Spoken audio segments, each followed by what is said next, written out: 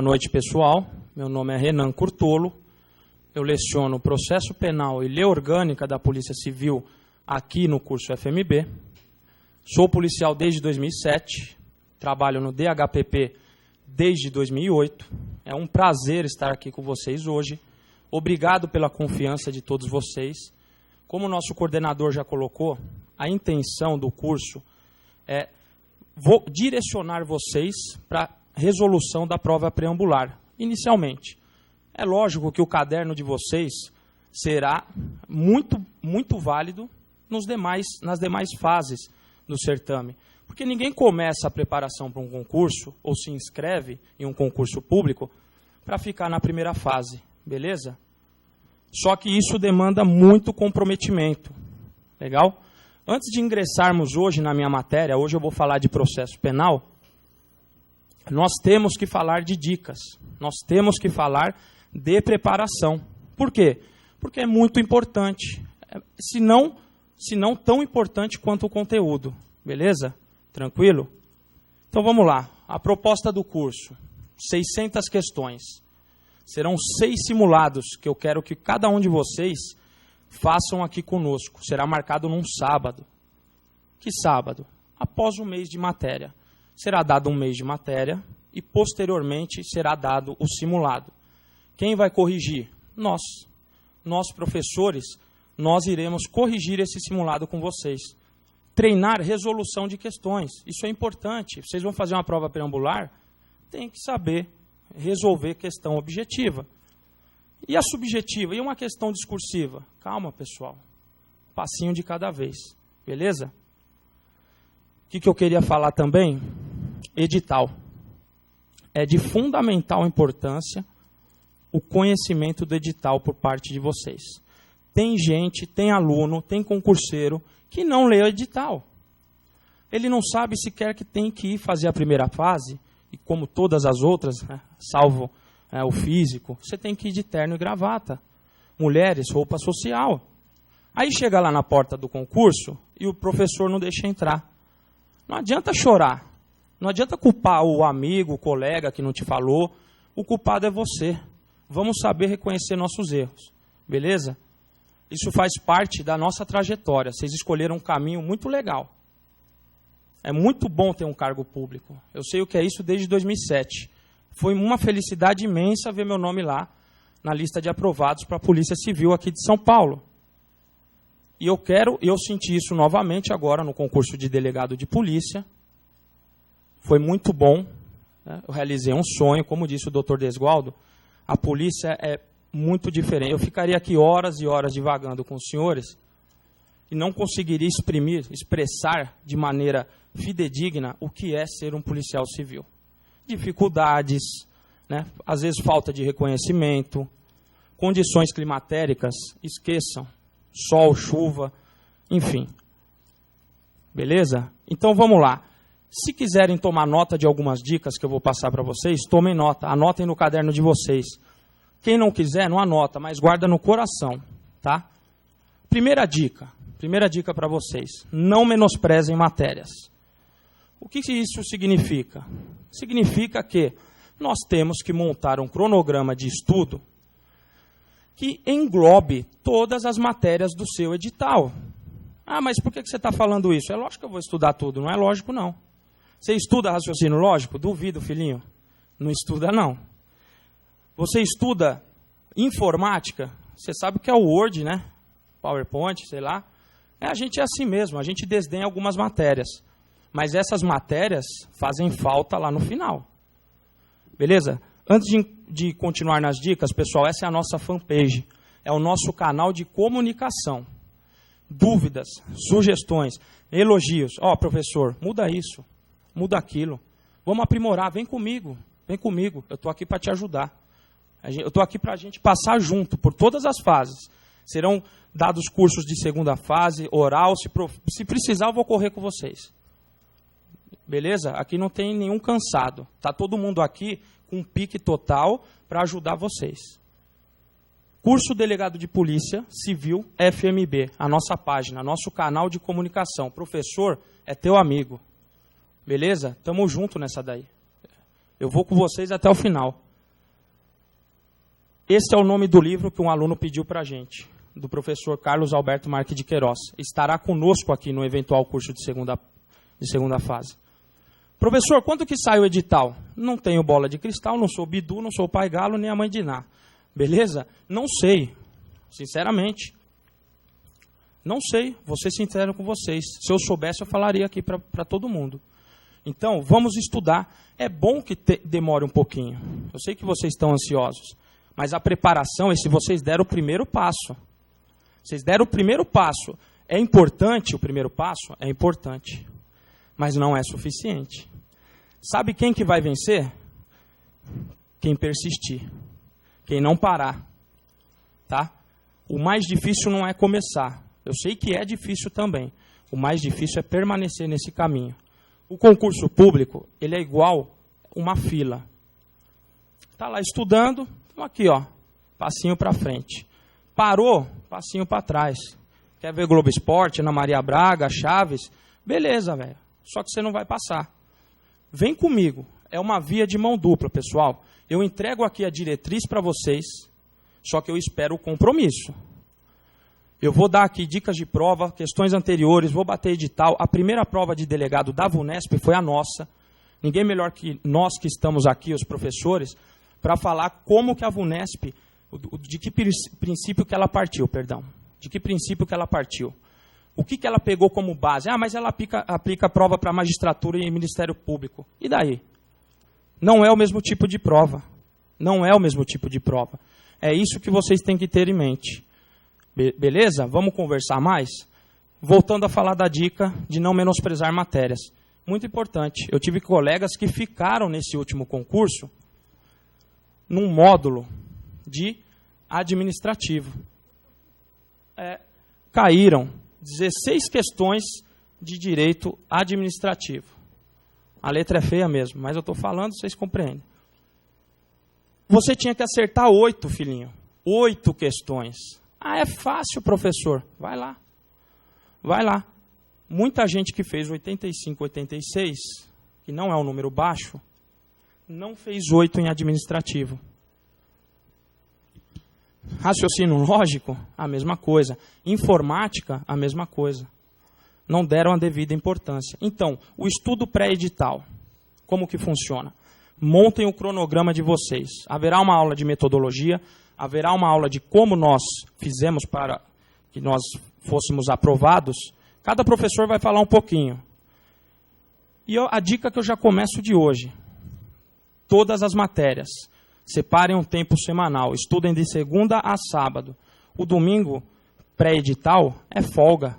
Beleza? E pós-edital, esquece. Esquece família, esquece amigo, esquece tudo. Você vai virar uma pessoa antissocial. Te garanto. Mas é por um bom motivo. Beleza? Se é o sonho de vocês, como era o meu, vale a pena se esforçar, pessoal. Cada minuto. Isso eu garanto para vocês.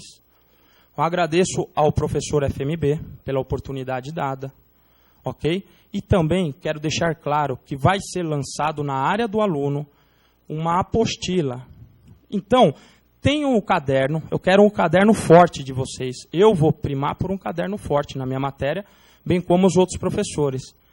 Tenham um caderno forte, complementem com a apostila. Mas o segredo, pessoal, qual que é o segredo? Vocês sabem. Qual que é o segredo? Hora de bunda na cadeira, com certeza, o HBC, para quem não conhecia, e lei seca, filhinho. Como que você vai se situar na matéria se você não conhece a lei? Como que você vai ler informativo, doutrina, se você não sabe? Você não sabe nem onde está. O que é parte geral? Ah, não sei, professor. O que é parte especial? O que é crime contra a pessoa, patrimônio, propriedade material? Não sei. Você não sabe nem a ordem dos títulos. Então vamos estudar a lei seca. Leva para o banheiro, leva para o chuveiro, leva para onde for. Cabeceira da cama, é para você ler lei seca. Beleza? É a primeira dica. Tomem nota da segunda dica.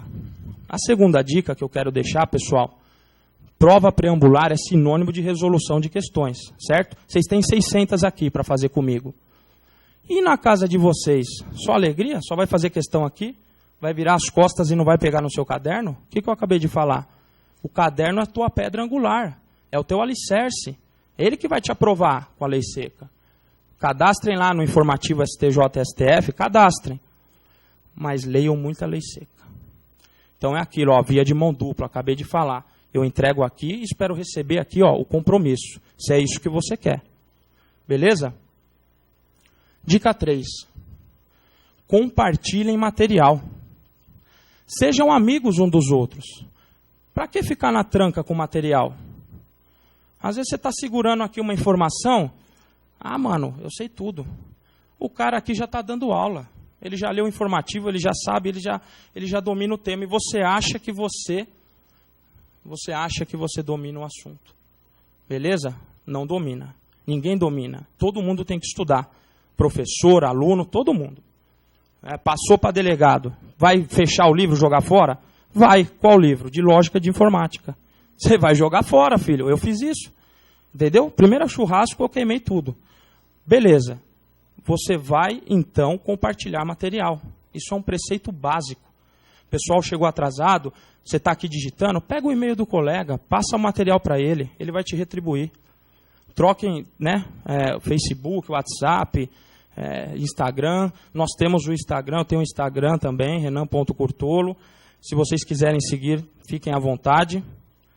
E, para finalizar, antes de chegar no conteúdo, eu queria deixar uma frase aqui.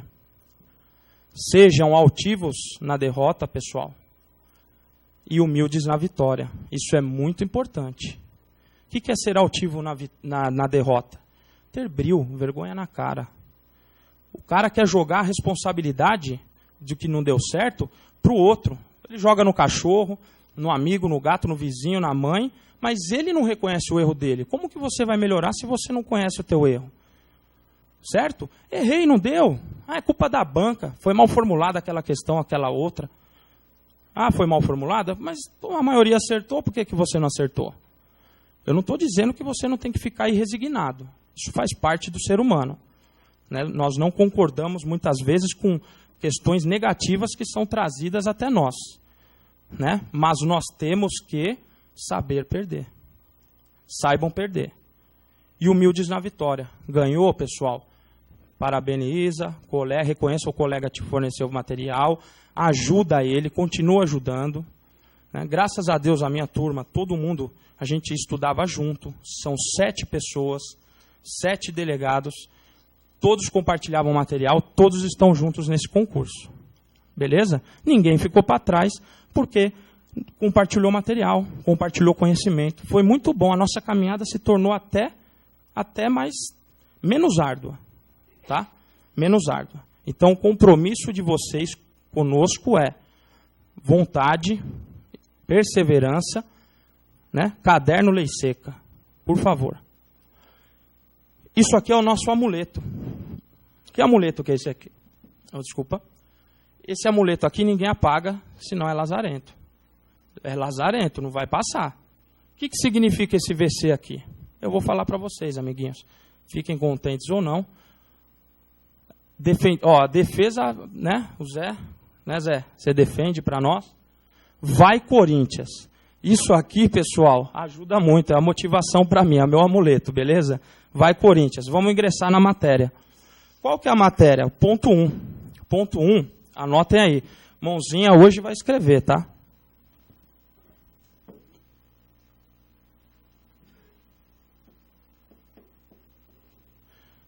Direito processual penal. Eu vou abreviar, vocês não. Direito processual penal. Eu vou traçar um conceito, pessoal, de direito processual penal. Eu vou seguir a ordem do edital, para ficar legal para vocês. Nós vamos ver o conceito. Hoje vou tentar abarcar alguns temas. Conceito de processo penal, fontes do processo penal, aplicação da lei processual penal no espaço e no tempo, interpretação da lei processual penal, analogia e sistemas processuais. Deve estar pensando, falou, viu? Vamos tentar. É o que eu preparei para hoje, é o que eu quero passar para vocês. Eu vou falar com vocês até inquérito policial e, posteriormente, o nosso colega José Luiz vai assumir de ação penal para frente. De ação penal para frente vai ficar a critério do professor José Luiz. Então, eu vou até inquérito policial. Então anotem aí, conceito de direito processual penal. É ramo do direito público interno. É ramo do direito público interno, composto por um conjunto de regras e princípios. Composto por um conjunto de regras e princípios que instrumentalizam o direito penal. Que instrumentalizam o direito penal, viabilizando assim o exercício do ius puniendi estatal. Parem por aqui. Tá rápido, pessoal? Quer mais devagar? Como é que vai? Vamos repetir? É ramo do direito público interno, composto por um conjunto de regras e princípios que instrumentalizam, tornam hábeis a instrumentalizar o direito penal, viabilizando o exercício do ius puniendi estatal. Ok? Por que ramo do direito público interno? Porque, pessoal, aqui é regida a relação Estado e pessoas. Estado e pessoas. Se fosse direito privado, direito civil, rege a relação entre os particulares, entre as pessoas na sociedade. Ok? Regras e princípios. Normas, regras e normas, princípios. Os princípios são muito importantes hoje. Hoje foi reconhecida, hoje que eu digo, a partir da Constituição de 88, a força cogente dos princípios. Ok? Força normativa da Constituição. Conrad Hesse, vocês verão na aula de Direito Constitucional. Instrumentalizam o direito penal. Por quê? Você acha que o Estado ele surpreendeu alguém cometendo um ilícito? Ele vai pegar e vai falar aqui, ó, calabouço, está na prisão? Essa prisão não será legítima. Hoje não é mais. Já foi. Ok? Isso é um grande limitador do Estado. O Estado ele sofre limitações a partir do momento que ele deve observar as leis por si editadas. Isso vem lá em Direitos Humanos, vocês também verão. Olha a importância da correlação das matérias. Direitos de primeira geração, civis e políticos, ok? Liberdades negativas, segunda geração, econômicos, sociais e culturais, ok? Liberdades positivas, vem Estado, vem, me ajuda. Intervencionismo, principalmente na área econômica. E a par das grandes revoluções que ocasionaram a limitação do Estado. Então, hoje ele não pode mais chegar em tribunal inquisidor, inquisição, pegar, eu faço às vezes de juiz, certo? De promotor, de delegado, de defesa, e eu julgo você. Isso não pode mais. Já foi esse tempo. Ok? E o ius puniendi estatal. Se vocês quiserem, é uma digressão até para facilitar a compreensão de vocês. O poder de punir do Estado, ele é abstrato, igual à norma penal, igual o tipo penal. E quando que nasce o ius puniendi concreto? A partir do momento da violação de um preceito primário disposto em um tipo penal, em uma norma penal incriminadora. Quando o sujeito viola o direito penal, nasce para o Estado o direito de punir em concreto. Legal? E aí ele tem que observar o devido processo legal para poder aplicar uma sanção legítima. Então o Estado tem que observar o devido processo legal, penal, para aplicar uma sanção legítima. Não vai dar tempo de ditar tudo para vocês. Então quem puder ir anotando o que eu falo, pois bem, tá? O que for de mais importância, eu vou escrever, vou pedir para que vocês anotem no caderno de vocês. Tá? Então, infere-se daí, de tudo que a gente colocou aqui, que a persecução criminal, vocês já ouviram falar isso, né? A persecução criminal, persecutio criminis, ela tem duas fases bem delineadas. A fase pré-processual, olha o delegado de polícia aí, a fase pré-processual, mais de 90% das ações penais tem por base o inquérito policial. Então, olha a importância do delegado de polícia na fase pré-processual, na condução da investigação criminal. E a fase processual, cercada de todas as garantias e direitos constitucionais. Legal, pessoal? Então, apenas para entender, houve a prática de um crime, ação penal pública incondicionada, apenas para entender. Então, tem-se a instauração de um inquérito policial, que tem uma dupla, eu vou falar isso na aula de inquérito, mas tem uma dupla função. Qual que é a função? Preservadora, principalmente. Ele visa a coibir eventuais acusações levianas do Estado contra você, contra qualquer pessoa. Ele visa coibir esse abuso, esse arbítrio estatal por meio do inquérito. Ao final, o delegado vai relatar esse inquérito policial no sentido de não oferecimento da denúncia, falta de justa causa. E a função preparatória do inquérito é justamente o que? Fornecer a justa causa para o membro, para o órgão ministerial, para que ele ofereça a denúncia. Beleza? Então, beleza. Acabamos aí esse conceito. Vamos pular para o item 2. Fontes do processo penal. Fontes do processo penal. Pessoal, fonte, o que é fonte? É tudo aquilo de onde emana um preceito jurídico. É tudo aquilo de onde emana um preceito jurídico. É bom ter essa conceituação. Está lá no edital. Não sei em que momento eles podem cobrar de vocês, mas é tudo aquilo de onde emana um preceito jurídico. Legal? Quais são as fontes do processo penal? Fonte material.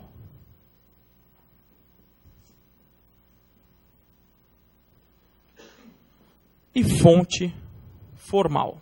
Anotem aí. Fonte material e fonte formal. A fonte material, vocês já abram parênteses aí, refere-se à competência legislativa. Daí inferimos o conceito. Fonte material é aquela fonte de produção da norma. É outro sinônimo, é a fonte de produção da norma. Fonte material é a fonte de produção da norma. Correto? E de quem é a competência legislativa para editar normas processuais? De quem que é essa competência legislativa? Então anotem aí, depois desse conceito. Compete, agora letra maiúscula, sublinha, né, traça, rosinha, da cor que preferir. Competência, né, compete privativamente, acraseado, União, compete privativamente à União, legislar sobre direito processual. Legislar sobre direito processual. Legal, pessoal? Ponto. Processual civil ou penal. Mas fixem este conceito. Compete privativamente. Onde está isso? Artigo 22, inciso 1 da Constituição Federal. Artigo 22, inciso 1 da Constituição Federal. E lá no parágrafo único, coloquem essa observação, eu acho importante. Vocês vão utilizar isso em direito constitucional. No parágrafo único, põe lá, parágrafo único do 22. Lei complementar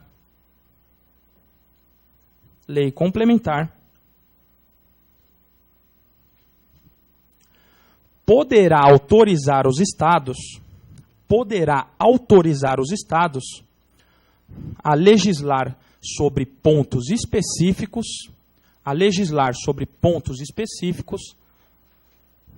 das matérias constantes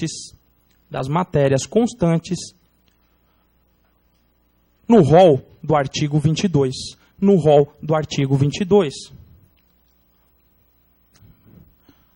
breve reflexão aqui, pessoal. Largue a caneta, a gente vai falar disso. Eu já vou fazer essa introdução para que, a hora que nós chegarmos à aula de inquérito policial, vocês já estão bem afiadinhos. Beleza? Estejam bem afiadinhos. Audiência de custódia. Olha que beleza, audiência de custódia. Aqui no estado de São Paulo, para quem não conhece, implementaram a tal da audiência de custódia. Um direito preconizado na Convenção Americana de Direitos Humanos, Pacto de São José da Costa Rica, que já foi incorporado, né, no nosso ordenamento, e também, pasmem, consta do Pacto Internacional de Direitos Civis e Políticos. Que legal, né, amiguinhos? Só que do dia para a noite, sem estudo, sem democratização do debate, sem consultar os profissionais que laboram na área, delegados, promotores, juízes e pessoal da administração penitenciária, a Corregedoria Geral de Justiça, juntamente com a presidência do Tribunal de Justiça de São Paulo, elaboraram um provimento conjunto. Eu acabei de falar que a competência para legislar sobre matéria processual é da União. E o que é a audiência de custódia? Ela implementa um direito reconhecido há mais de 20 anos. Né? Só agora foi implementado e aí fizeram do dia para a noite. Olha que beleza. Implementa, ninguém está discutindo aqui a legitimidade do direito. Mas vamos amadurecer o debate. Para que implementar do dia para a noite? Essa é uma crítica pessoal. Você ofende a Constituição. Matéria processual, e é matéria processual pura, perdoem, peço vênia aos que discordam, é de competência privativa da União. Ah, mas não é matéria processual. O que é? É procedimento em matéria processual? Então, filhinho, lê o artigo 24 da Constituição Federal, competência concorrente, certo? É competência concorrente, então não é provimento conjunto. Você acha que é procedimento em matéria processual? É competência concorrente. Quem tem que legislar é o Estado, tá? É o Estado. Então vamos ler a Constituição. Olha que importante ler a Constituição. No artigo 24, leiam lá. Artigo 24, está lá a competência concorrente, legislar em matéria processual, em procedimento processual. Vamos passar para a fonte formal. Isso só foi para introduzir o assunto, beleza? Vocês deem uma lida na audiência de custódia, é muito importante e pode cair. Fonte formal, ela subdivide-se em fonte formal. Aí vocês coloquem 2.2.1, 2.2.2, fonte formal imediata ou direta, e fonte formal mediata ou indireta. Pessoal, fonte formal, vocês já sabem o que é. É tudo, se eu não dei o conceito, vamos delineá-lo aqui. É tudo aquilo que revela o conteúdo da norma. É tudo aquilo que revela o conteúdo da norma. Presta atenção. É capaz de revelar a essência do direito. A União legisla e a fonte formal revela o conteúdo. Beleza? Beleza. E qual é a fonte formal imediata ou direta? A fonte formal imediata ou direta, coloquem aí. Vou traçar alguns exemplos, vocês pesquisem outros. Vamos atualizar o caderno, filhinho. Tá? Eu te dou 2. Se você quiser mais, você procura. Vamos estimular. É o que eu falei para vocês, compromisso. Legal? Vou te dar 2 importantes. Leis e tratados. Olha que beleza. Leis e tratados. E a fonte formal imediata ou indireta? Costumes e princípios gerais do direito. Costumes e princípios gerais do direito. Legal? Vamos lá? Eu queria falar um pouquinho só do que é costume. É importante. Então, costume, pessoal, o que é costume? São regras de conduta praticadas, de forma reiterada, com a consciência da sua obrigatoriedade. São regras de conduta praticadas com a consciência, né, de forma reiterada, com a consciência da sua obrigatoriedade. Por que eu falei isso? Porque tem a praxe forense. Praxe forense é um costume, você não vai achar em lugar nenhum. Você vai procurar lá no Código de Processo Penal, não tem praxe forense. Esse é um exemplo, então eu traço o conceito de costumes para que vocês tenham bem delineado, beleza? Que é uma prática reiterada com a consciência da obrigatoriedade, diferente do hábito. O hábito é a mesma coisa, mas não tem a consciência da obrigatoriedade. O hábito é a prática reiterada de condutas, sem a consciência da sua obrigatoriedade. Encerramos esse tema e vamos partir. Vamos embora. Item 3. Dá para enxergar aqui? Item 3? Tá legal? Tranquilo? Então lá, item 3, Lei Processual Penal. Lei Processual Penal. No espaço. Quem trouxe vadimeco? Abre aí no artigo 1º do Código de Processo Penal. E já façam a seguinte anotação. Por quê, filhinhos? Porque eu quero que vocês guardem a lei seca na cabeça. Então, coloquem aí. O processo penal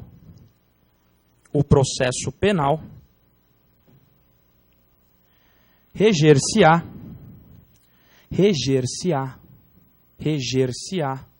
o processo penal reger-se-á em todo o território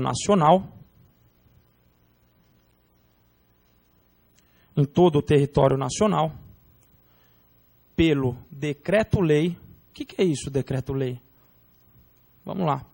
Pelo decreto-lei 3689 de 41. Por que eu quero que vocês escrevam o decreto-lei 3689 de 41? Por quê, pessoal? É o nosso Código de Processo Penal. Cai uma questão lá. Conforme o decreto-lei 3689 de 41. O que é isso? Decreto-lei, não existe mais essa espécie legislativa. Mas ela foi recepcionada pela Constituição Federal de 88, num juízo positivo de recepção, verão inconstitucional, de forma a ingressar no ordenamento jurídico, na nossa pirâmide kelsiniana, como lei ordinária. É uma lei ordinária, o Código de Processo Penal. Tá bom? Não é lei complementar, não é decreto legislativo, não é resolução, não é medida provisória, não é emenda à Constituição, é um decreto-lei. E ele vai reger todo o processo penal aqui no Brasil. Essa é a regra. Então coloquem aí. Porque existem ressalvas legais e doutrinárias. Então ponham aí. Regra. Vigora o princípio da territorialidade. Vamos lá, amiguinho. Vigora o princípio da territorialidade absoluta. Essa é a regra. Essa é a regra. Eu dei para vocês agora a regra. O que significa isso? Vigora o princípio da territorialidade absoluta. Isso significa que o Código de Processo Penal vai ser aplicado em todo o território brasileiro. Certo? Certo. Professor, existem exceções? Existem. As legais. Então, coloquem aí exceções legais e doutrinárias. Exceções legais e doutrinárias. Porque o assunto, o alicerce, o assunto jurisdição, pessoal, ele está diretamente abarcado pela soberania nacional. Lembram? Soberania nacional? Artigo lá primeiro, né? É isso aí, amiguinhos? Constituição Federal, né? Vamos lá? Soberania nacional. Nós temos também a autodeterminação dos povos. O que é isso? Autodeterminar-se em seu território. O povo está, né? Território, povo e governo soberano. Isso é constitucional.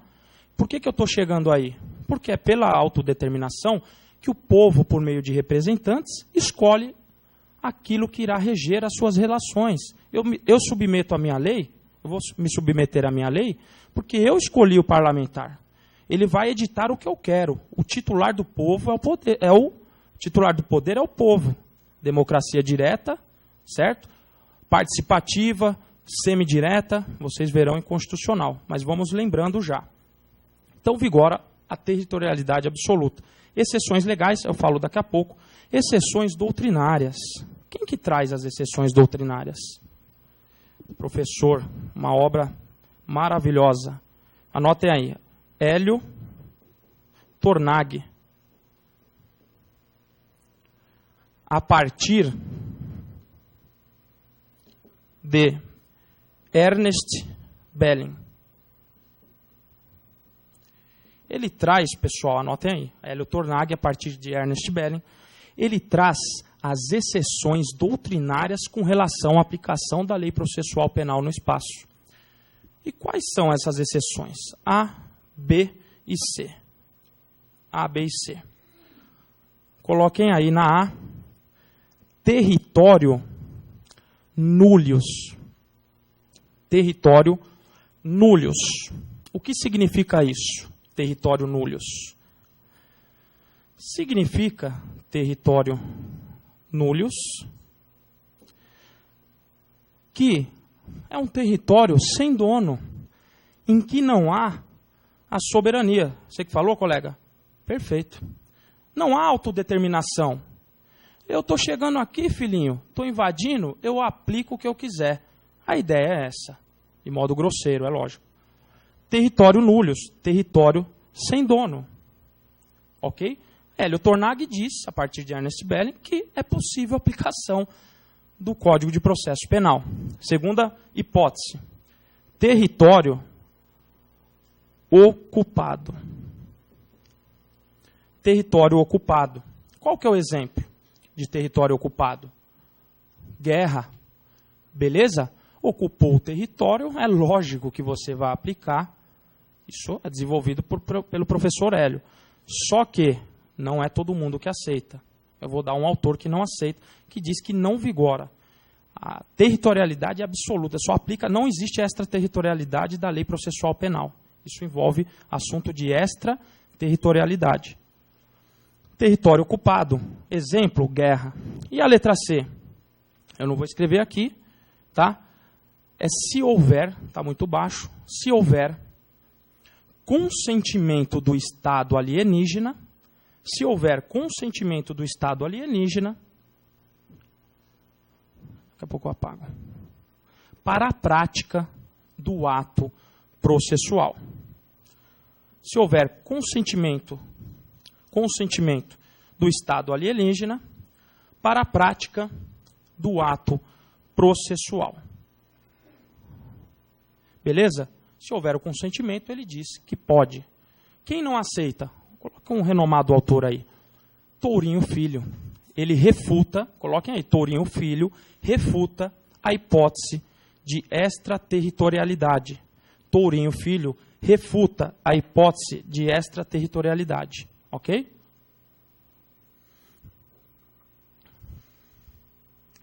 Obsum. Observação. Vamos para a parte histórica do Código de Processo Penal. Coloquem aí uma observação legal, quanto o que diz respeito à lei processual penal no espaço. Obsum. Encerra-se a fase pluralista. Encerra-se a fase pluralista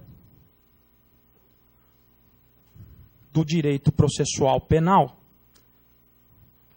com o advento do decreto-lei. Encerra-se a fase pluralista do processo penal com o advento da lei, do decreto-lei, 3689 de 1941. Por quê? Porque, pessoal, todos os estados, alguns, não todos, perdão, alguns estados, eles tinham um regramento processual próprio. Regramento processual próprio. E quais os estados que não tinham esse regramento? Está aqui para vocês. Ó. São Paulo, Mato Grosso, Pará e Goiás. Significa dizer que São Paulo, Mato Grosso, Pará e Goiás, eles se valiam de qual regramento? Vamos lá, vamos puxar contexto histórico. Qual o código que vigorava à época? Qual o regramento processual? Alguém sabe? O Código Imperial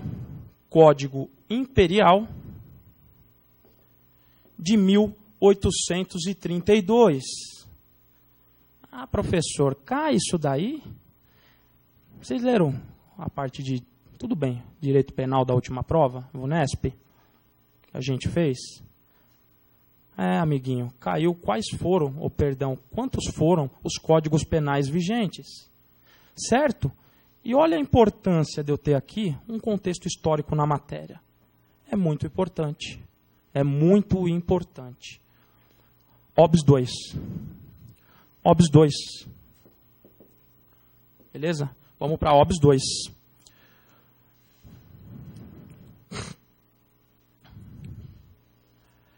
A regra é a lex fore. Ok? A regra é a lei do foro. A regra é a lei do foro. Coloquem aí. Para afixar o que eu disse aqui há pouco. A regra é a lex fore, lei do foro. E as exceções são as trazidas por Hélio Tornaghi e pelo próprio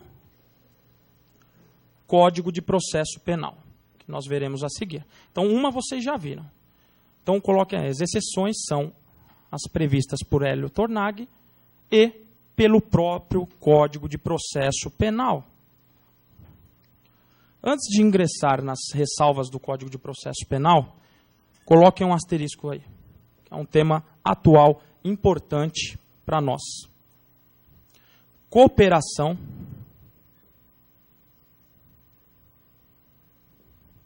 jurídica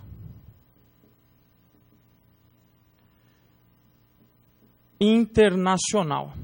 Cooperação jurídica internacional. Isso é muito importante. Conhece uma tal de Operação Lava Jato? Essa é a mais atual. Outras se valeram da cooperação jurídica internacional. Tá? Vou dar esse exemplo porque é muito mais recente. Quais são as formas? Vamos elencar algumas formas. Vamos lá.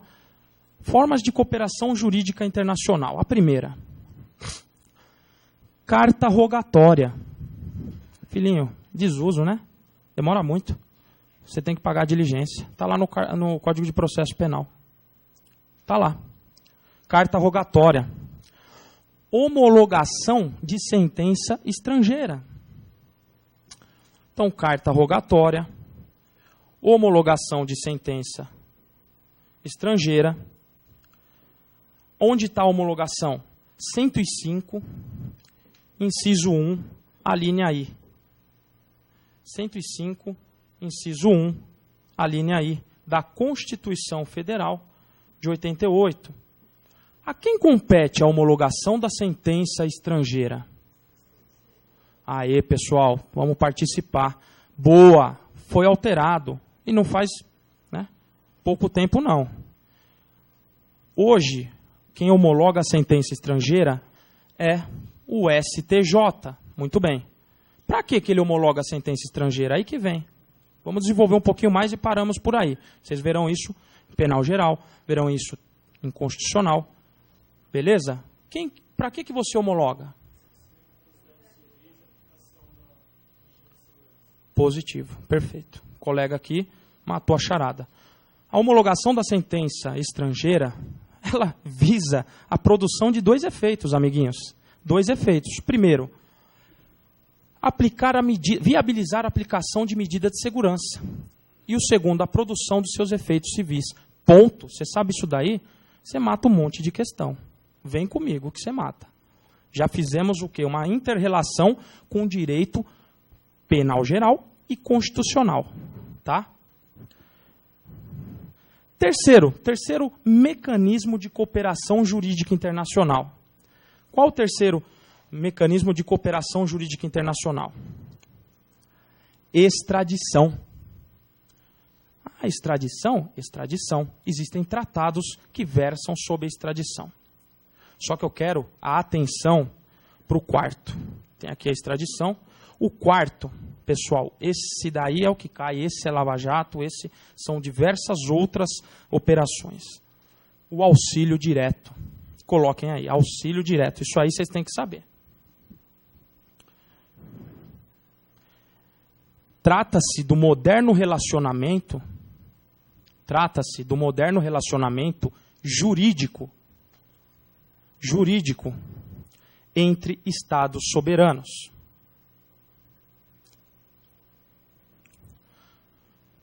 Trata-se do moderno relacionamento jurídico entre Estados soberanos. Como é realizado essa comunicação, amiguinhos? Como é realizado? Por meio de, então, a comunicação e cooperação entre os Estados. Isso eu quero que vocês tenham, porque isso é importante. A cooperação e a comunicação entre os Estados se dá por meio de autoridades centrais. Se dá por meio de autoridades centrais. E quem é essa autoridade central aqui no Brasil? O Ministério da Justiça. Ele possui um órgão, dentro do Ministério da Justiça, há um órgão responsável por receber pedidos internos e transmitir às autoridades centrais do outro Estado, que irão acatar esse pedido, ou não. A mesma coisa, o outro Estado, o Estado estrangeiro, quer que seja praticada uma medida aqui no Brasil. Ele manda por meio do Ministério da Justiça, que retransmite a quem de direito, retransmite a quem tiver competência para promover a cooperação. Por isso que existe a cooperação ativa, requerente, o Brasil como requerente, cooperação passiva, o Brasil como requerido. Beleza? Pessoal, vocês encontram uma cartilha muito legal no site do Ministério da Justiça. Chama Cartilha de Cooperação Jurídica Penal Internacional. Baixem essa cartilha, é muito legal. Você vê lá os requisitos para que haja uma quebra de sigilo fiscal. Você está aqui procedendo a uma investigação, o cara tem uma conta e tem diversos negócios no exterior. Você, por meio da autoridade central, fala, olha, eu quero sigilo. E lá traz os dados mínimos, isso é que é legal. O que você tem que mandar para que a autoridade de lá defira o seu requerimento. Bloqueio de quê? Né? De valores em contas. Hoje é feito dessa maneira, por isso que é importante. Por isso que é importante vocês terem em mente o que é o auxílio direto. Ok? Teve um site aí que estava comercializando dados. Tudo sobre todos. Alguém ouviu falar desse site? Você entrava lá, pagava uma quantia, obtinha o número do CPF, RG, endereço, telefone, última empresa que trabalhou. E o Ministério Público Federal, por meio do auxílio direto, juntamente com o juiz da primeira vara federal lá de Natal, eles pediram o quê? A suspensão do domínio. Onde que está hospedado esse site? Lá na Suécia. Então, por meio da autoridade central, houve esse pedido. E mais, foi pedido também os dados daquele que ostentava esse domínio. Por que ele criou? Quem é essa pessoa que criou? Como ele obteve esses dados? O juiz oficiou lá. MPF fez o requerimento, comunicou ao juízo federal, o juízo federal falou, defiro, ofende a Constituição, o artigo 5º, né, que fala da inviolabilidade do direito à honra, imagem, vida privada, a segurança do cidadão moral, material, né, pela decorrente violação. Então, com base nesse artigo, o juiz falou, ó, o pedido é plausível. Tá? Tem a fumaça do bom direito aqui. E vamos tirar esse site do ar e ver por que ele foi criado. Comércio, em tese, ainda não há crime. Ofende a Constituição, gera direito de reparação civil e ainda não há crime. Depois vocês estudarão na parte penal, que pode lá, invasão de dispositivos informáticos, né, como ele obteve esses dados e comercializou esses dados, e por aí vai. Legal? Vamos falar agora, pessoal, das ressalvas 3.1, item 3.1. Ressalvas do Código de Processo Penal, no que tange a aplicação da Lei Processual Penal. Ressalvas do Código de Processo Penal, no que tange a aplicação da Lei Processual Penal no espaço.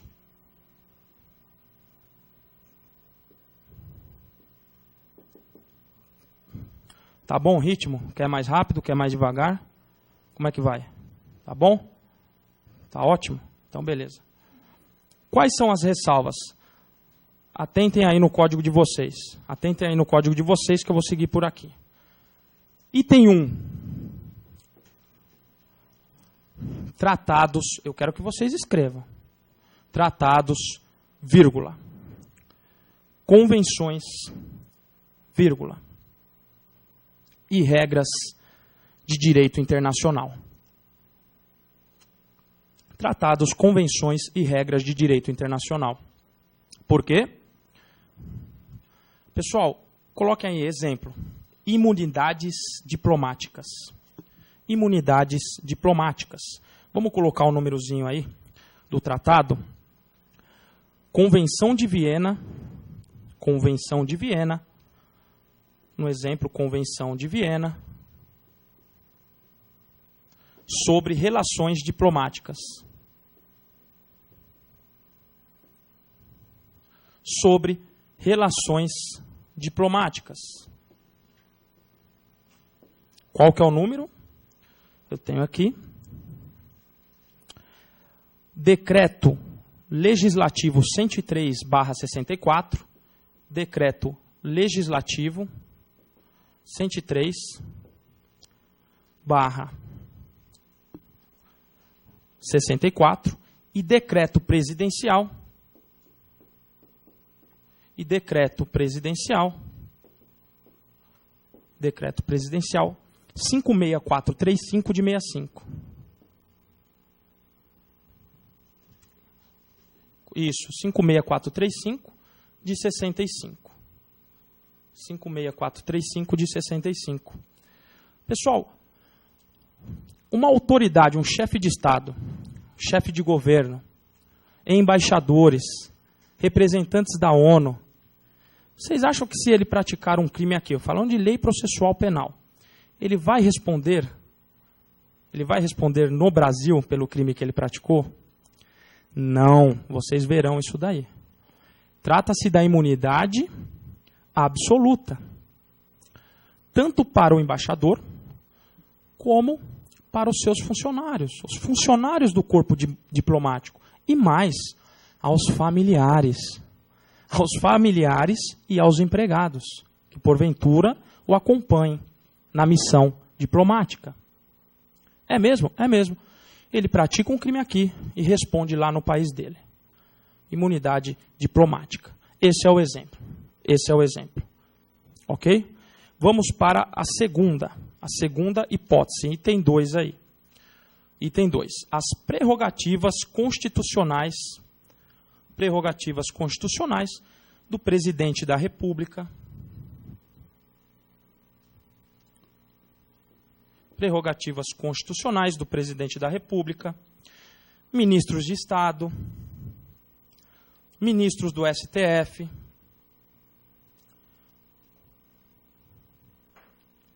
ok? Nos crimes de responsabilidade.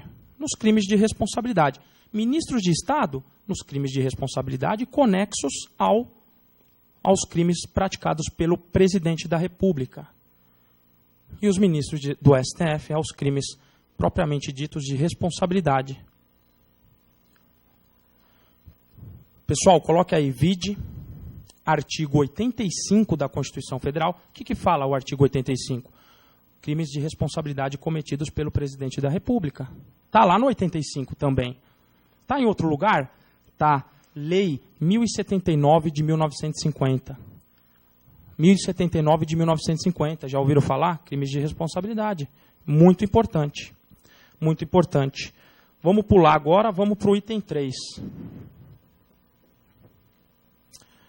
Processos de competência da Justiça Militar. Peço paciência a vocês, né? Todo mundo cansado, eu sei. Segunda aula, tem que escrever, né? Trabalhar a munheca aí. Peço paciência, porque esse introito é muito conceitual. E é o que eu disse para vocês. Caderno, pessoal, vamos ter caderno. Complementa com as apostilas que a gente vai lançando lá na área do aluno. E lei seca, tá? Eu entrego a diretriz, você me entrega o compromisso. Vambora? Vambora. Gás aí, vamos tomar um café na cantina depois. O que eu tenho para falar para vocês a respeito, né? É o CPPM. Código de Processo Penal Militar. A justiça castrense, que é a justiça militar, coloque esse termo aí, pode aparecer na prova, não sei. A justiça castrense, que é a justiça militar, ela se vale do Código Penal Militar e do Código de Processo Penal Militar. Só que o Código de Processo Penal Militar, ele fala assim, ó, nos casos omissos, neste Código de Processo Penal, ou seja, no Código de Processo Penal Militar, será aplicado o CPP, será aplicado o Decreto-Lei 3689 de 41. Então, está omisso algum ato, algum procedimento, algum ato processual lá no CPPM, sabe o que ele vai fazer? Vai pegar o CPP, vai falar, vou usar aqui, beleza? Vamos para o próximo item. 4. Processos de competência do Tribunal Especial. Processos de competência do Tribunal Especial. Pessoal, o que é esse Tribunal Especial? É o antigo, anotem aí, contexto histórico. Contexto histórico é importante. É o antigo Tribunal de Segurança Nacional.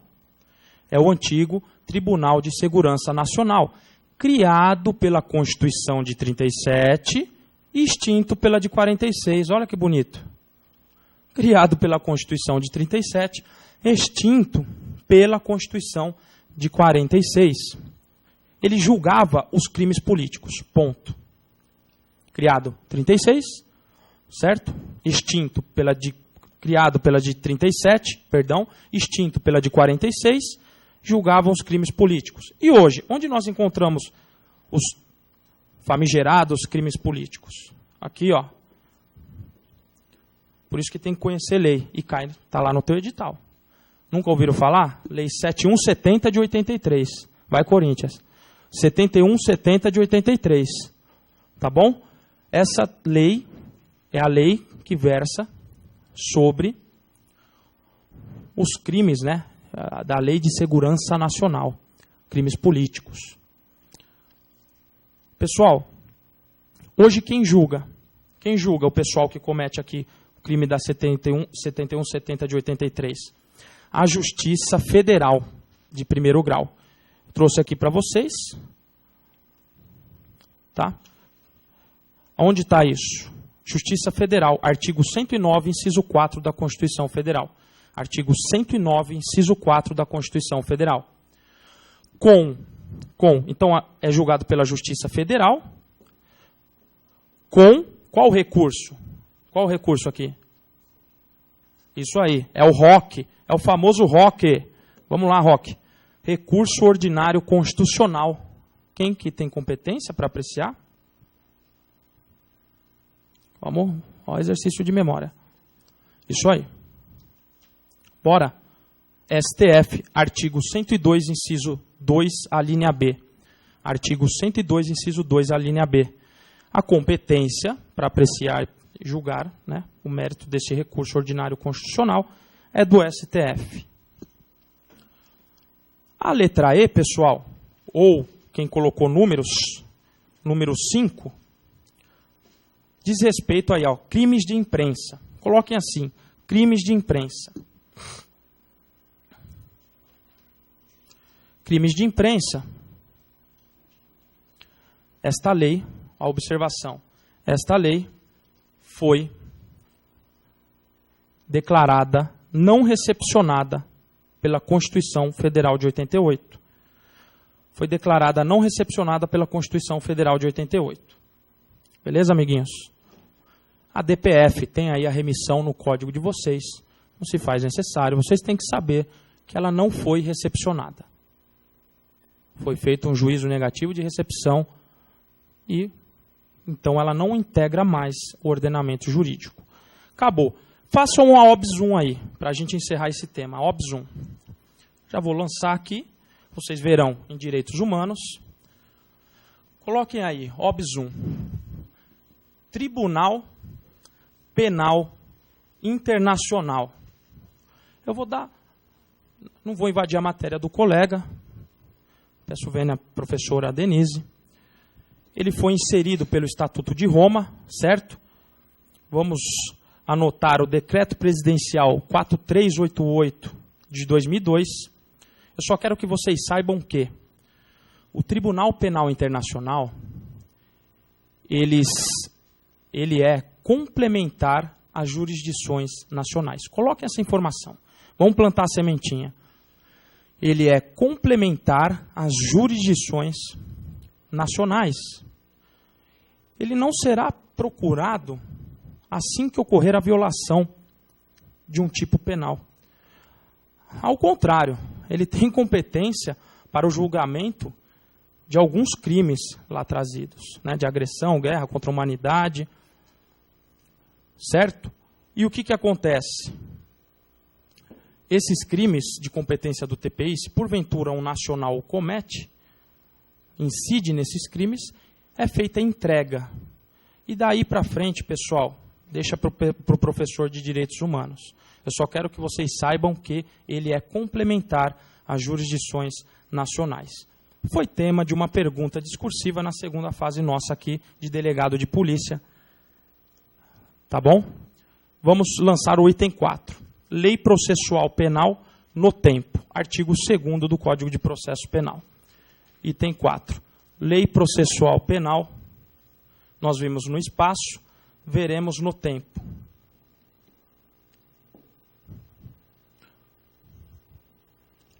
Aí vocês coloquem assim. A Lei Processual Penal,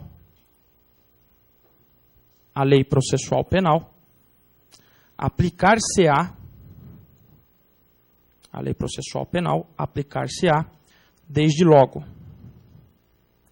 sem prejuízo dos atos realizados sob a vigência, sem prejuízo dos atos realizados sob a vigência da lei anterior.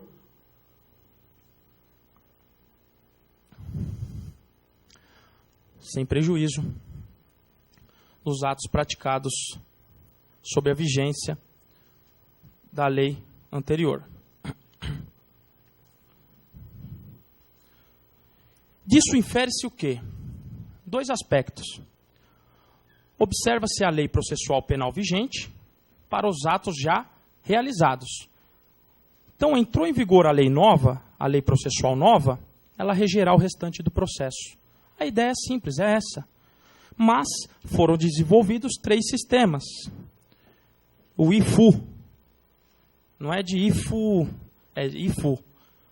Isolamento dos atos processuais, coloquem aí, 3 sistemas, o nome é esse. 3 sistemas. Ou tem doutrina que chama de teorias. Né? Prefiram sistemas. 3 sistemas, isolamento dos atos processuais.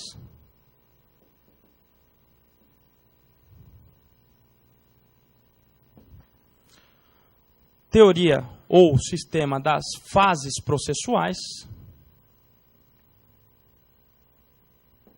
E teoria ou sistema da unidade processual. Da unidade processual. Que calor, hein? Teoria do isolamento, fases ou unidade processual.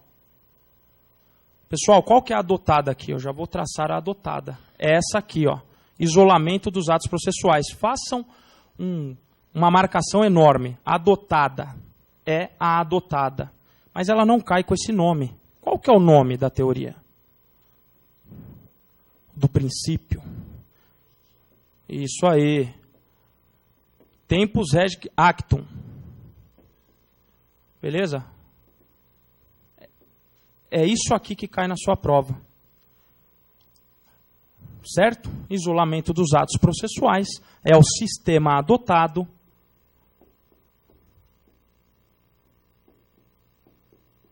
É o sistema adotado e é o tempus regit actum. Beleza? O que quer dizer isso? O que eu acabei de ler para vocês, o que eu acabei de explanar para vocês.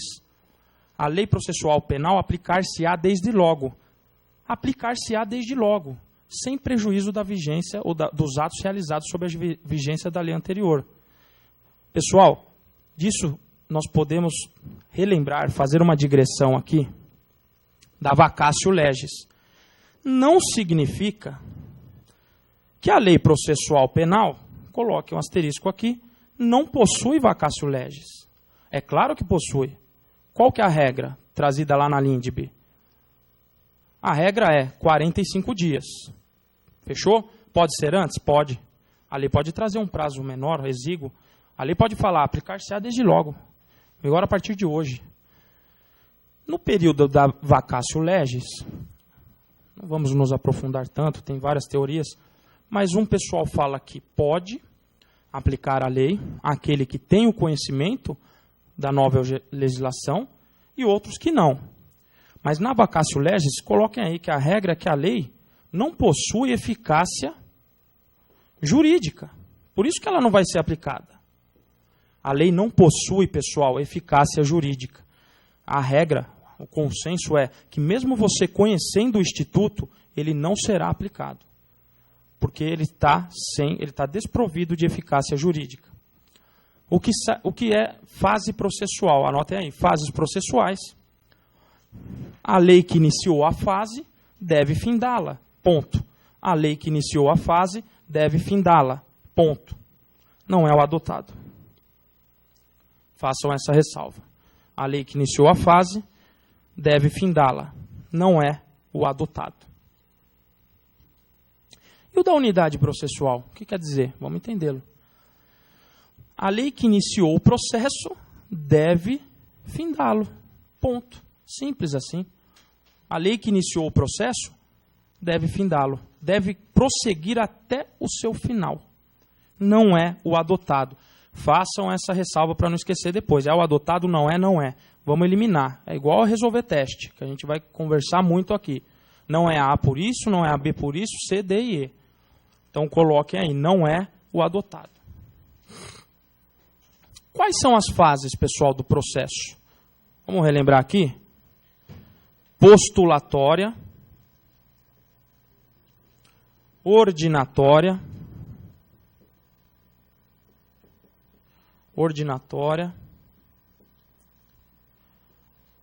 fase instrutória, só moderna classificação, vocês podem ver por aí, decisória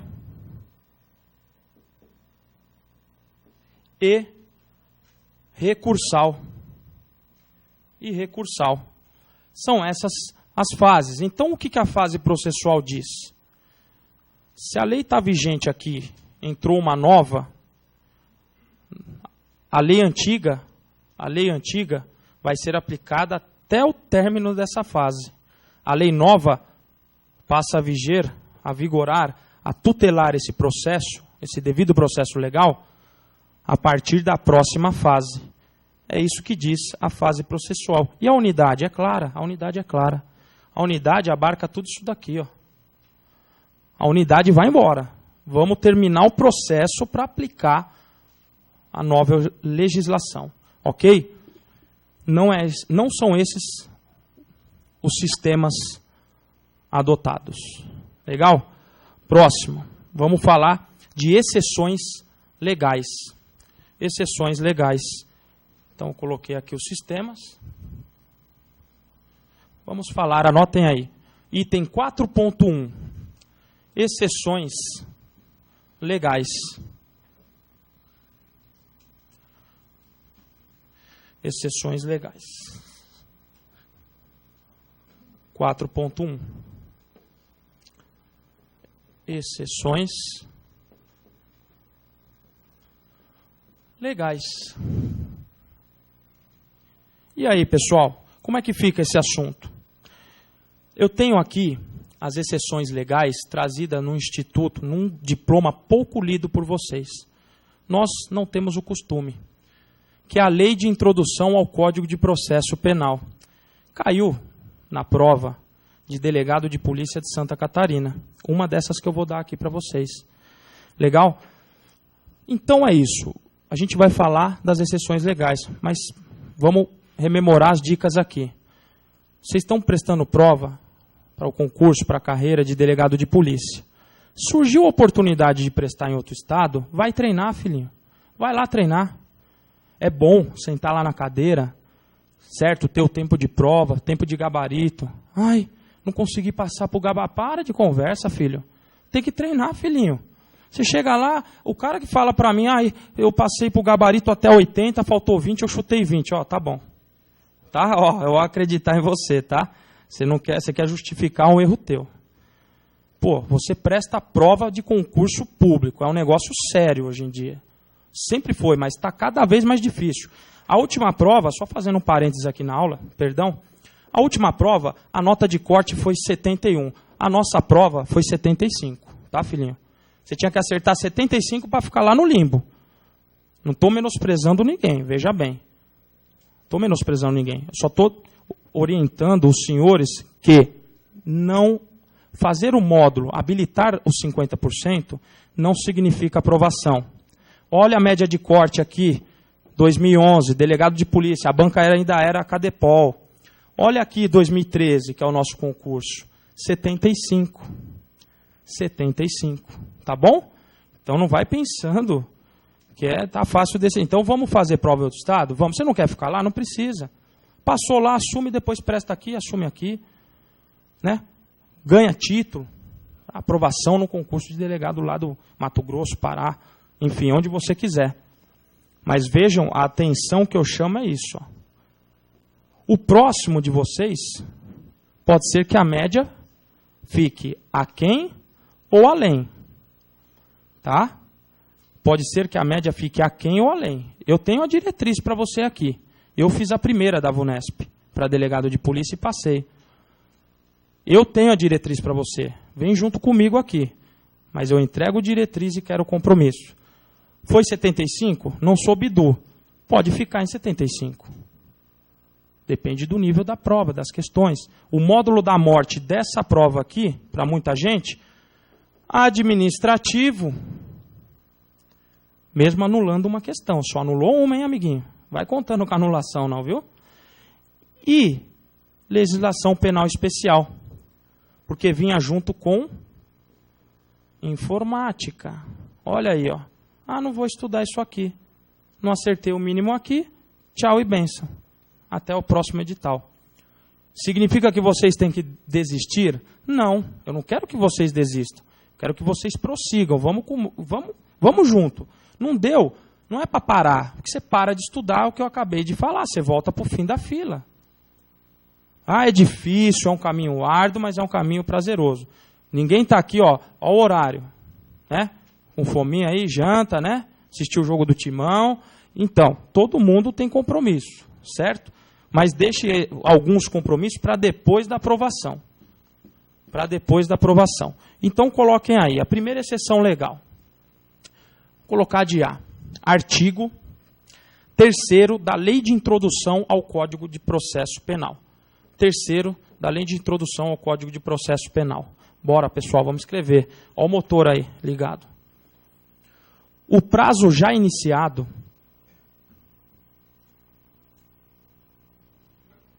Derrubei tudo aqui. O prazo já iniciado, inclusive o estabelecido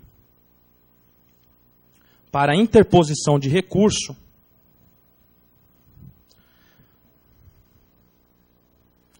será o estabelecido na lei anterior.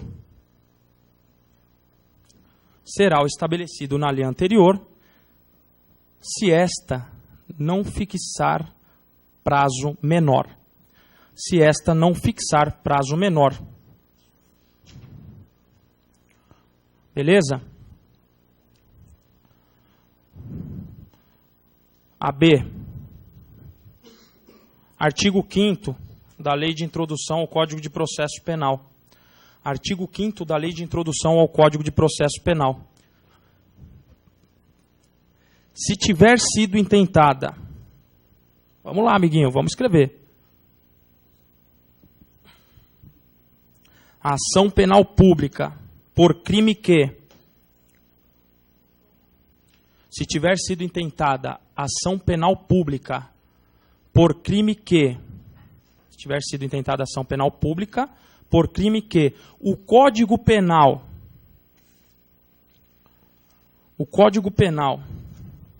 só admite ação penal privada,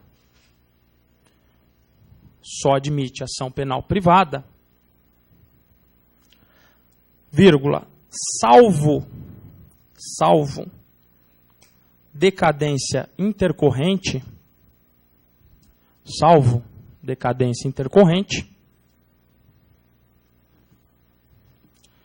o particular poderá prosseguir nos autos daquela quem? Da ação penal pública. Certo? O Ministério Público ingressou com ação penal pública, mas era crime de ação penal privada. Então, o particular, continuando o raciocínio, ele poderá prosseguir nos autos daquela, desde que ratifique os atos já praticados. Então, se não se operou a decadência intercorrente, certo? 6 meses. Não se operou a decadência intercorrente. E o titular, quem é o titular da ação penal privada? Vocês verão isso na aula do professor José Luiz Junqueira. É o ofendido ou representante legal. Se esse titular ratificar todos os atos já produzidos, será válida, tramitará ação penal privada, porque o membro do parquê se confundiu e intentou ação penal pública quando o crime era apurado por meio da ação penal privada. Vamos para a letra C, são mais 2 só. Artigo 6º da Lei de Introdução ao Código de Processo Penal. As ações penais em que? As ações penais em que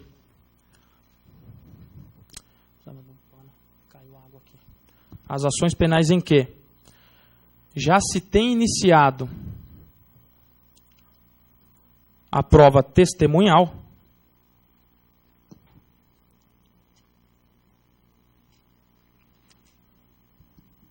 prosseguirão até a sentença de primeira instância com o rito estabelecido na lei anterior.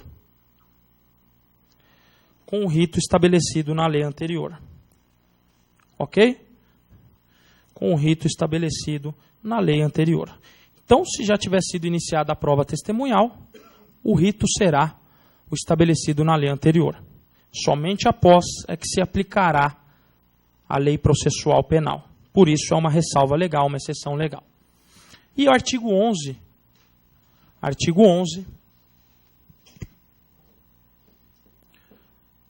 da Lei de Introdução ao Código de Processo Penal.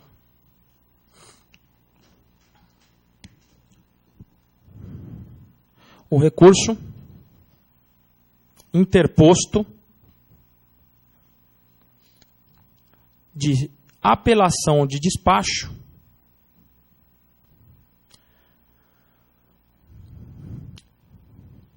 terá as suas condições de admissibilidade,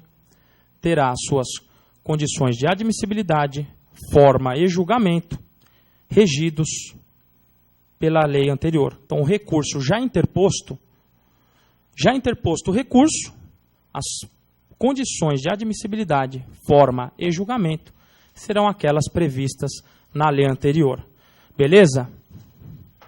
Beleza. Exceções legais. E agora, nós vamos falar da 4.2, exceção doutrinária ou jurisprudencial. Exceção doutrinária ou jurisprudencial, que são as normas penais mistas, híbridas, sinônimos, hein, pessoal? Normas penais mistas, híbridas, processuais materiais, e para alguns da doutrina, heterotópicas. Ok? Normas penais heterotópicas, para alguns da doutrina. Ela é uma norma que versa tanto de direito material, o direito substantivo, quanto do direito adjetivo penal, o direito processual penal. Por isso que ela é chamada de norma híbrida, mista, heterotópica. Heterotópica, alguns fazem uma crítica que seria aquela que está disposta num diploma alheio ao seu. Deveria estar disposta no Código Penal, quando está no Código de Processo Penal. Então, coloquem assim, as normas mistas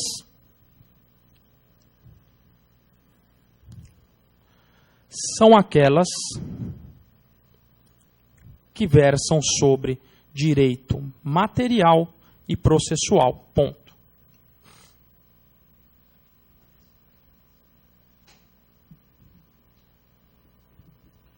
Anotaram aí? Exemplo. Tratam de pretensão punitiva, prescrição, decadência, perempção. Vocês verão tudo isso no artigo 107 do Código Penal. O nosso professor Denis falará aí da parte geral. Então, prescrição, decadência, perempção são pretensões punitivas do Estado, mas que estão em ambos os instrumentos legais, tanto no CP quanto no CPP. Beleza? E aí, coloca uma pergunta aí. Elas vão retroagir ou não? A norma mista retroagirá ou não retroagirá? Interrogação. O STF e a doutrina majoritária, isso aí, o STF e a doutrina majoritária entendem que tais normas, certo? As mistas, entendem que tais normas deverão retroagir em atenção ao preconizado no artigo 5º, inciso 40 da Constituição Federal. A lei penal não retroagirá, salvo para beneficiar o réu. Lembrem, vamos lembrar disso aí, né, pessoal? Vamos ler Constituição. A lei penal não retroagirá, salvo para beneficiar o réu. Como que eu sei disso? Eu decorei, filhinho. Vamos decorar também. Antes de entender, vocês têm que decorar o Instituto. É assim que funciona. Infelizmente, no direito é assim. Você quer entender? Quer, eu também quero. Só que você tem que decorar a lei. Tá bom? Da onde, querida? Ao preconizado no artigo 5º, inciso 40, ao preconizado no artigo 5º, inciso 40, da Constituição Federal, que traz lá o mandamento, né? A lei penal não retroagirá, salvo para beneficiar o réu. Beleza. Então ela retroage. Um exemplo, pessoal, que o STF decidiu, é a Lei 9.099 de 95. Lei 9.099 de 95, no que tange as medidas despenalizadoras. Lei 9.099 de 95, no que tange as medidas despenalizadoras. Quais são? Vamos relembrar aqui. Vai ser falado em legislação penal especial. Já coloque uma flecha aí, um arco e flecha, e vamos lembrar. Quais são as medidas despenalizadoras? Isso aí. Bora.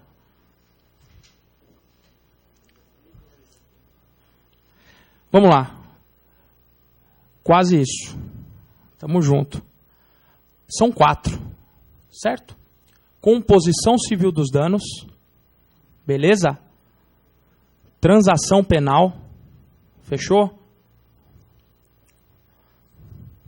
Sursi. Qual sursi? Isso aí. Sursi processual, pessoal. Vamos participar aí. Vamos animar o Corinthians. Sursi processual. E por último, sursi processual, porque o penal está lá na parte geral do Código Penal. Embora a inter-relação dos requisitos, objetivos e subjetivos desses institutos, tá? E o último é a ação penal pública condicionada à representação na lesão corporal leve e culposa. Beleza? São esses esses institutos, entende o STF, né? Norma processual material, Lei 9.099 e 95, deve retroagir, alcançar fatos pretéritos. Vou entrar num tema espinhoso, apenas para ilustrar. Pessoal, aqui nós temos retroatividade. Aqui nós temos a ultratividade. Apenas para relembrar. E aqui a atividade da lei, quando ela está em vigência. É legal vocês terem esse esqueminha aqui, tá? Isso aqui é legal para entender o quê? Uma lei, ela pode ser retroativa ou ultrativa. Se eu estou falando que ela retroage, pessoal, não é ela que está, certo? Aqui, a lei retroage para alcançar fatos pretéritos. Olha a retroatividade onde está aqui, ó. Isso é importante. Qual que é o nome que se dá a tudo isso daqui, que a doutrina chama? É a extratividade da lei. Extratividade, certo? Do qual decorre retroatividade e ultratividade. Vocês verão nas leis penais intermitentes, lei excepcional e lei temporária. Também não quero invadir a aula do meu colega, mas faz necessária a digressão para situarmos o tema, porque eu estou falando de retroação, retroatividade, vocês têm que situar o tema. Então, ultrativa, ela já encontra-se fora de vigência, mas na hora do julgamento, ela vai regular os fatos pretéritos que foram praticados durante a sua vigência. Já a retroatividade não, a lei está ativa. Ela entrou em vigor agora, ó. Só que ela vai retroagir para alcançar o quê? O benefício do réu. Quer queira ou quer não, é o nosso sistema. Quer queira ou quer não, é o nosso sistema. Legal? Então, vamos falar agora, pessoal, está fluindo do jeito que eu quero, da interpretação da lei processual penal. Está lá no edital de vocês. Eu estou seguindo o edital de vocês. Vamos bater o edital aqui, tá? Então, interpretação, item 5. Vamos correr um pouquinho. Interpretação da lei processual penal. Vamos embora? Interpretação da lei processual penal. Artigo 3º do Código de Processo Penal. Eu coloquei como item 5, apenas para eu não me perder aqui. Interpretação da lei processual penal. Beleza? Item 5 para vocês. O que é interpretar a lei penal ou a lei processual? O que é o intérprete? Só interpretar é extrair o real alcance e o sentido da norma. O intérprete do direito, aquele que opera com direito, ele faz a interpretação para amoldar a lei às situações fáticas. Se não estaríamos presos, pessoal, veja bem, eu não posso interpretar, estaríamos presos às letras frias, já ouviram isso, gélidas da lei. Estaríamos presos à lei.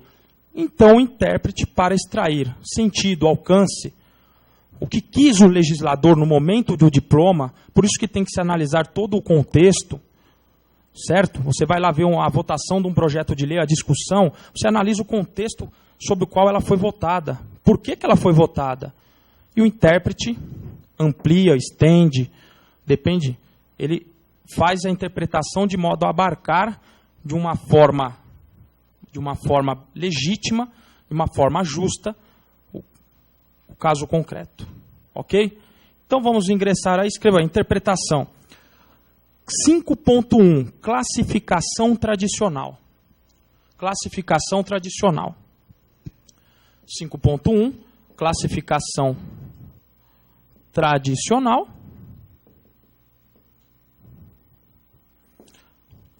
Letra A. Letra A. Quanto à origem ou o sujeito. Quanto à origem ou sujeito. Pessoal, existem então 3 espécies aqui dentro. Vamos escrever. A.1, A.2 e A.3. 3 classificações aqui dentro. Quanto à origem, A1, legislativa, ou o sinônimo, autêntica. Olha que difícil essa, hein? Olha que difícil. É aquela feita pelo legislador. Você tem que saber isso daí. A1. É aquela feita pelo legislador. A2.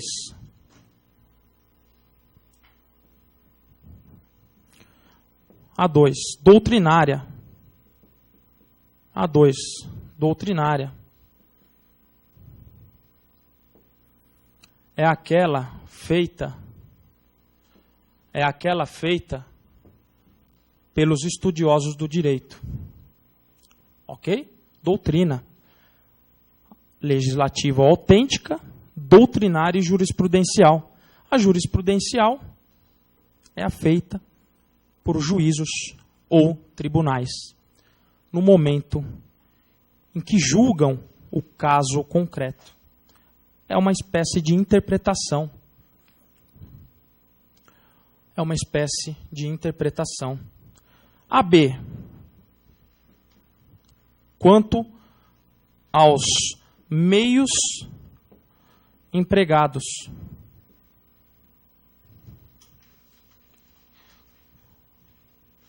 Quanto aos meios empregados. Beleza? Tem um sinônimo aqui. Vamos anotar. Quanto ao modo. Vamos lá, B1. B1. Literal. Literal. Espaço. Leve em conta na atividade interpretativa o sentido literal das palavras. Então, a literal. Pessoal, tem sinônimo aqui. Vou pedir para vocês anotarem, perdão. Filológica. Pode vir com esse nome. Literal ou filológica. F-I-L-O-L-O-Gica. Filológica. Interpretação gramatical. Filológica, gramatical, literal, é a mesma coisa. Beleza? É aquela que leva em consideração na atividade interpretativa do sentido literal das palavras. Vamos para interpretação B2, histórica. A histórica analisa, que eu acabei de falar, o contexto de votação da lei. Histórica, analisa o contexto de votação da lei.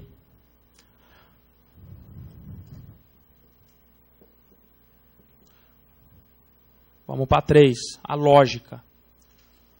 A lógica leva em conta o raciocínio lógico. Essa daqui eu não gosto muito. Leva em conta o raciocínio lógico. Brincadeira, pessoal. B4, teleológica. O intérprete leva em conta a finalidade da lei. Teleológica, o intérprete leva em conta a finalidade da lei. E a sistemática. Última dessa classificação. Sistemática leva em conta a norma como um todo, o ordenamento jurídico como um todo. Então, qual que vai... O intérprete, ele, na sistemática, ele interpreta aquela norma considerando-a de frente ao todo. Ok? Ele tem o todo e interpreta a norma de forma sistemática. Ele leva em consideração o ordenamento jurídico na interpretação da norma. Ele leva em consideração o ordenamento jurídico na interpretação da norma. Vamos para o C, pessoal, vamos por C. Quanto ao resultado. Quanto ao resultado.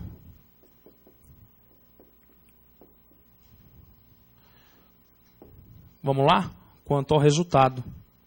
Quanto ao resultado, eu tenho 3 espécies. Declarativa, restritiva, coloca aí, declarativa C1, C2 restritiva, extensiva. Então, declarativa, extensiva, restritiva. Coloque a ordem aí. Declarativa. O intérprete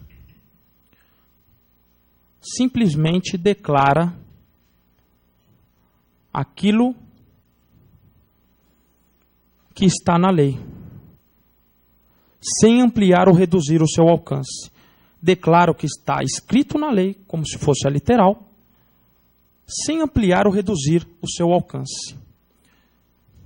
Qual que eu falei? A 2? Vocês anotaram a 2? Restritiva? O intérprete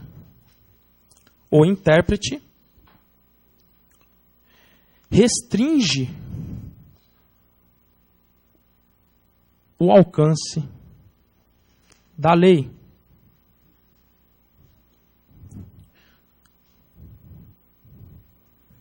Porque ela disse mais do que deveria.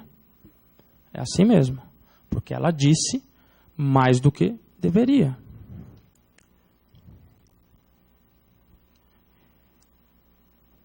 Extensiva, pessoal. Extensiva. O intérprete amplia o alcance da lei. Porque disse menos, amplia o alcance da lei, porque disse menos do que deveria.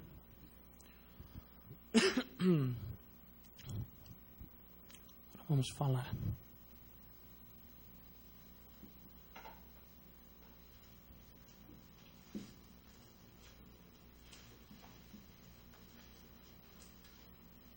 Ainda nesse tema, ainda dentro desse tema, vamos falar de analogia.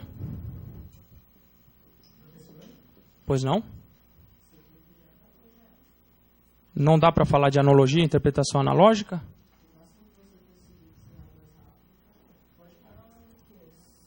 Então, pode ser. Só vou situar o tema então, pessoal. Não vamos delongar. Obrigado. Obrigado, produção. Analogia e interpretação analógica. Isso aqui é importante, pessoal. Analogia e interpretação analógica. Só vamos situar, depois eu vou explicar. Vamos colocar. Analogia, coloquem aí, é método de integração do sistema jurídico. É um método de integração, depois eu revejo com vocês na próxima aula. Integração do sistema jurídico, que visa colmatar lacunas. Então, não é interpretação. Isso é interpretação, isso não. Isso é um método de integração do sistema que visa colmatar lacunas e, por fim, depois a gente fala do outro, não existe lei que regule o caso concreto. Montem a partir dessa tabela. Né? Depois, se for preciso, eu dito o conceito para vocês, das duas, mas a gente vai fazer em forma de tabela para poder gravar esse conceito, que isso daqui não cai, não. Isso aqui chove.